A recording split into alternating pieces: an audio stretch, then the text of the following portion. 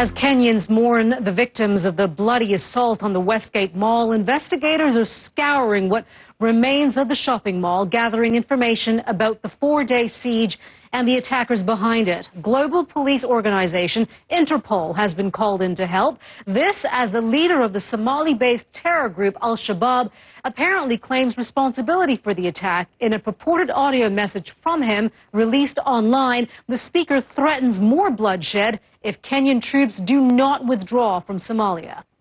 Well, CNN has not been able to independently verify the authenticity of the statement. Meanwhile, Kenya is trying to come to terms with this horrific events of the past week. Today, funerals for many of the victims were held across the country. Well, some families are still waiting for any news about their loved ones. Authorities say as many as 63 people remain unaccounted for since the siege.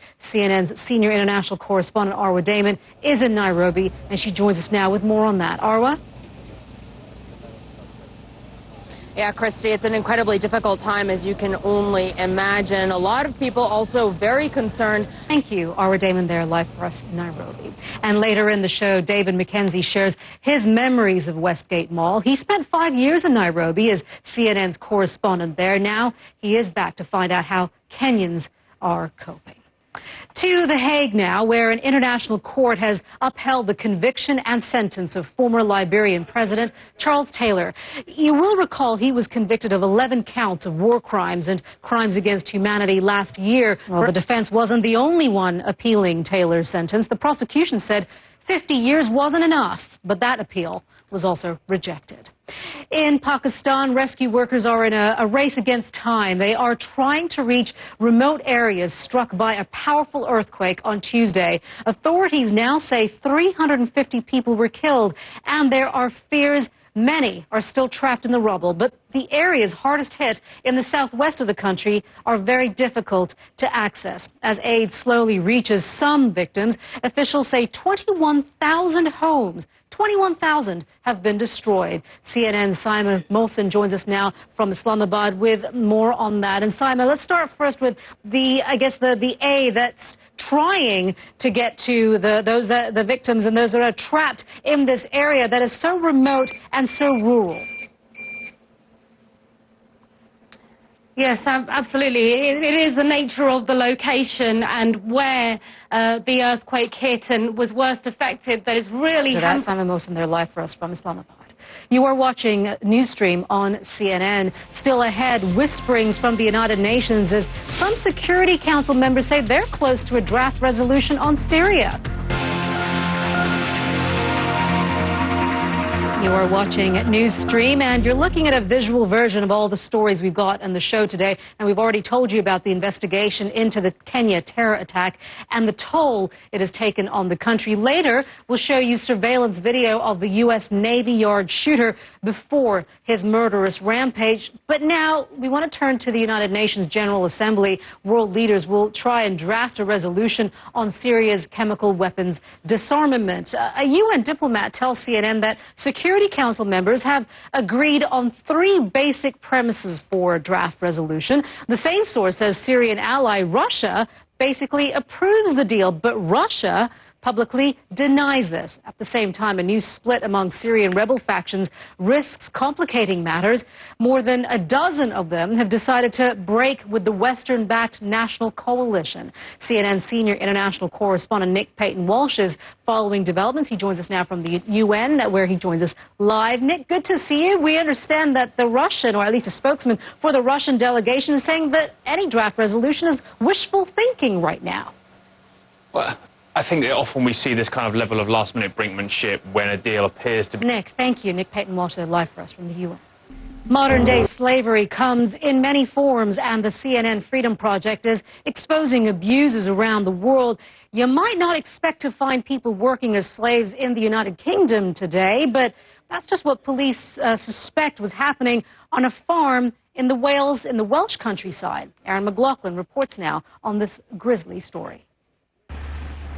On a remote farm in South Wales, Up here on Newsstream, chilling images of the U.S. Navy Yard gunman just moments before he went on a murderous rampage. We've released a chilling surveillance video from the Washington Navy Yard on the day a gunman opened fire and methodically mowed down his victims, I should say. Aaron Alexis killed 12 people and wounded 4 others before he was killed by police. Since last week's attack, the FBI is providing more information about Alexis and what officials believe drove him to kill.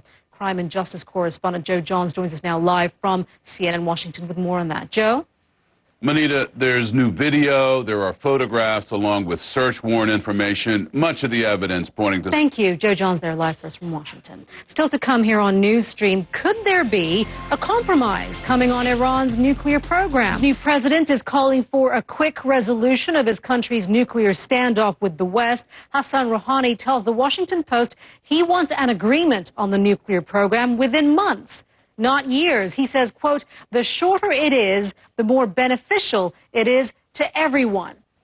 If it's 3 months, that would be Iran's choice. If it's 6 months, that's still good. Now, the U.S. and Iran are about to hold one of their highest-level meetings in more than 30 years. U.S. Secretary of State John Kerry will meet with his Iranian counterpart Mohammad Javad Zarif later today in New York as the 5 permanent members of the UN Security Council plus Germany discuss Iran's nuclear program. So what do the people of Iran think about the nuclear standoff and the perceptions of their country in the West? CNN's Reza Sayah hit the streets of Tehran to find out. Tehran, the capital of the Islamic Republic of Iran. Media in the Philippines say a standoff between soldiers and separatist rebels in the south of the country has now killed at least 158 people. Authorities say most of the dead are rebels. 13 are civilians. The latest violence began 2.5 weeks ago. Now let's return to the aftermath of the terror attack in Kenya. The nation is in the midst of 3 days of mourning for the victims, which include at least 61 civilians and 6 Kenyan security officers. It is feared the death toll will rise as crews retrieve bodies buried in the rubble of the partially collapsed mall. David Mackenzie was CNN's correspondent in Kenya for 5 years. He has a personal look at how Kenyans are coping with the Nairobi terror attack that has touched so many lives so terribly.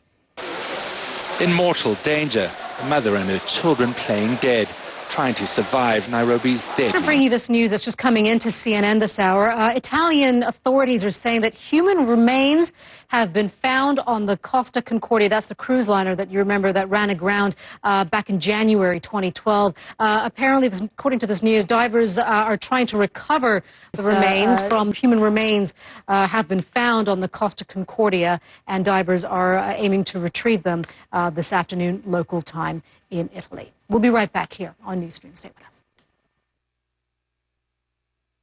Welcome back. We want to tell you now about a very disturbing incident in Zimbabwe. More than 80 elephants in Wangi National Park have been poisoned with cyanide. We want to warn you that the pictures you're about to look at are really hard to see. They are the latest victims of poachers and the growing demand for illegally trafficked ivory. Take you now deep into the Indonesian rainforest. On this week's edition of Expedition Sumatra, Philippe Cousteau follows 2 young orangutans just released into the wild to see how they go about gathering food. Take a look. As the rain tapers off. It is the peak of the rainy season in Thailand, and in many areas rivers are overflowing. Some fear of a repeat of the devastating floods that paralyzed the country 2 years ago. Mari Ramos is at the World Weather Center with more on that. Mari?